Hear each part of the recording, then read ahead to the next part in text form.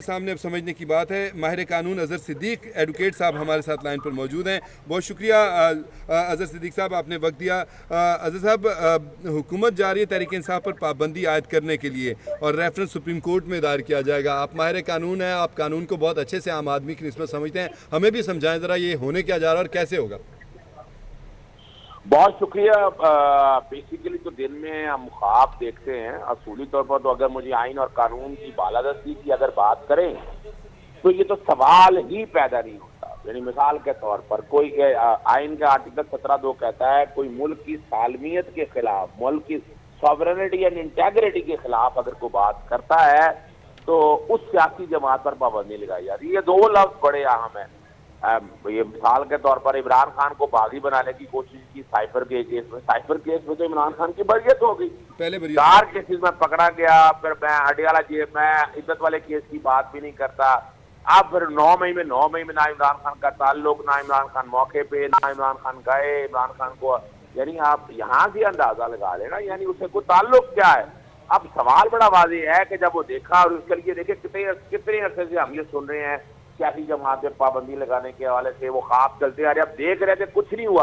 अब जब जो एजेंडा था, उनका एजेंडा था कि किस तरह से मखसूस जिससे इन सियासी जमातों के पास रहे तो ये उसके बाद कोई खतरनाक तरामीम कर सकें, आर्टिकल 17 में कोई तरमीम करके सियासी जमात को पाबंदी लगाने का प्रोसीजर आसान कर सके। जब ये देखा गया कि नहीं, ऐसे हालात और वाकयात नहीं बन रहे हैं, तो अब उससे अगली साजिश क्या की आप आर्टिकल 17(2) की बात कर रहे हैं? जी, आर्टिकल 17(2) है और सेक्शन 212 इलेक्शन एक्ट का है। अच्छा। अब क्या कुछ ये 17(2) में तरमीम करनी थी। मैं आर्टिकल 6 अभी जिक्र नहीं करता, लेकिन उनका एजेंडा आर्टिकल 6 में भी तरमीम करने का था और कल उनके पढ़ा। अब वजह क्या हुआ कि एस्टैब्लिशमेंट और अदलिया की लड़ाई में हमेशा अदलिया जीत रहती और आपने अल्टीमेट देखा कि अदलिया जीत गई और रिजर्व सीटें जो अवाम जीत गई, जो अवाम का हक था वो मिल गई। अब अगला एजेंडा क्या चल रहा है? अगला एजेंडा ये चल रहा है कि सुप्रीम कोर्ट में जजेस की तादाद स्ट्रेंथन ज्यादा किए जाए। अभी तो जो हमारी इतला है कि वो 10 जजेस जो है वो एक तरफ खड़े हैं, ये ग्रुप तो आपको हमेशा चलते रहते हैं, 7 एक तरफ खड़े हैं। 10 और 7 की फिगर इसलिए बता रहा हूँ कि 4 जजेस नए लाने की जो बात हो रही है वो 7 को उठा के 11 करना चाहते हैं। अच्छा। ताकि अपनी मर्जी का फैसला लिया जा सके और वो जजेस चुन के, यानी वो ही जजेस क्यों चुने गए कि जो नून लीग के साथ जिनका एक ताल्लुक या अलायंस शो होता रहा है हमेशा की। यानी ये बात बड़ी वाज़ेह है। एडहॉक जजेस भी अगर लेने हैं तो आपने जजेस अगर आपने लेने हैं तो वो मेरिट पे ले आप, लेकिन वो मेरिट पे लेने की बजाय, और ऐसी जल्दी क्या है, यानी वो कह रहे हैं कि तादाद हमने केसों की वो कमीशन का इजलास इसलिए तलब किया गया है। हाँ जी, वो जुडिशल कमीशन का जो इजलास तलब किया गया है वो इसीलिए तलब किया गया है एडहॉक जजेस के लिए। बिल्कुल वो इसीलिए तलब किया गया है। और मैं नहीं समझता कि एडहॉक जजेस को तैनात करने की इजाजत दी जानी चाहिए। स्टेज के ऊपर जस्टिस काजी फैसल साहब जाने वाले हैं, वो रिटायरमेंट के करीब है, पहले ही बहुत कुछ उनके गले पड़ चुका है। वो मजीद अपने ऊपर ये चीजें मत लें तो उनके लिए बेहतर है, लेकिन उनको अंदाजा, हम तो यही देख रहे हैं कि हालात और वाकयात क्या है। दूसरा भी कोई ऐसी सॉलिड रीजन नहीं है। यानी 9 मई के वाकयात में जब सजा होगी तब देखा जाएगा, लेकिन ना ये एक वजह क्या है, ऐसे नहीं होना। 9 मई के केसों में जब सजा होगी, आगे अपील है, अपील के बाद सुप्रीम कोर्ट में अपील है, तो फिर आप फर्ज करें इमरान खान साहब या पाकिस्तान तहरीक साहब 9 मई के केसेस हार जाती है सुप्रीम कोर्ट तक, तो फिर जाके आप कह सकते हैं कि पाबंदी का कुछ सोचा जा सकता है।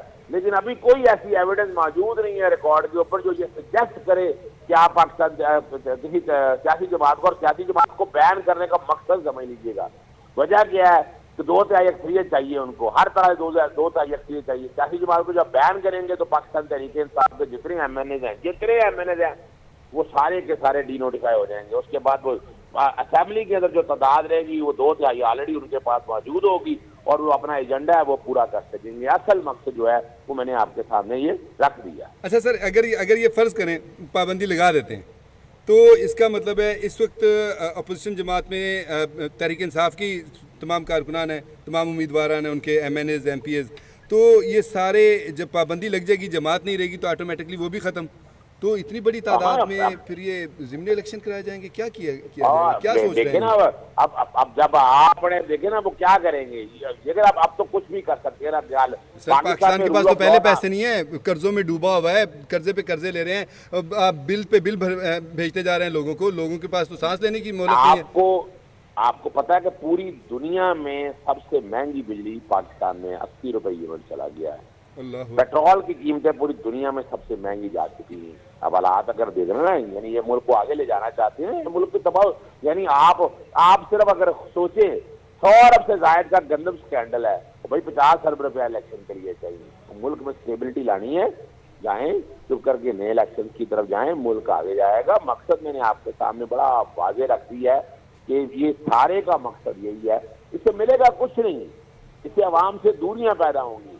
इमरान खान तो खड़ा है असूलों की खातर। कल जैसे मैं इमरान खान की तरफ से रिमांड में 9 मई के केसेस में पेश हुआ, वो तकरीबन 8 घंटे बहस हुई है वहां पर, सारी चीजों को सामने रखते, जो यानी इमरान खान साहब को पेश नहीं किया। और 9 मई का वाकया हुआ, 12-14 महीने तक गिरफ्तारी नहीं डाली।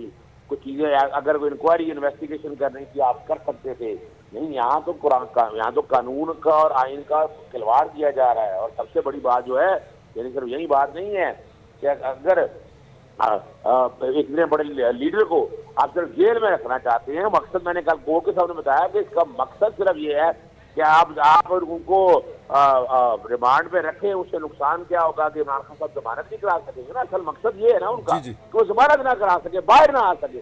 बाहर आए वो फेस करने के लिए तैयार है, लेकिन वो डरते हैं उनसे कि वो बाहर ना आ सके। असल मकसद ये है सारा कि उनको अंदर ही रखा जाए। जी बिल्कुल। और क्या है, यानी कुछ शर्म से रूबर। देखिए आपको पता है पूरी दुनिया में जब कौमें तबाह होती हैं या मुल्क तबाही की तरफ जाते हैं, वो रूल ऑफ लॉ ना होना।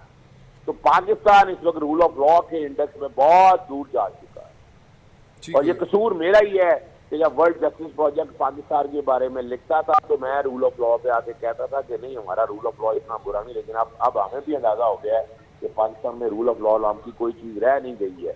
ये तो हमारी अदालतें हैं जो रूल ऑफ लॉ को इम्प्लीमेंट कर रही है, वरना रूल ऑफ लॉ हुकूमती लेवल या बाकी जगहों पे खत्म हो गया, नापैद हो गया। ठीक है, बहुत शुक्रिया आज़ाद सिद्दीकी साहब, आपने बड़ी सिर हासिल गुफ्तगू की।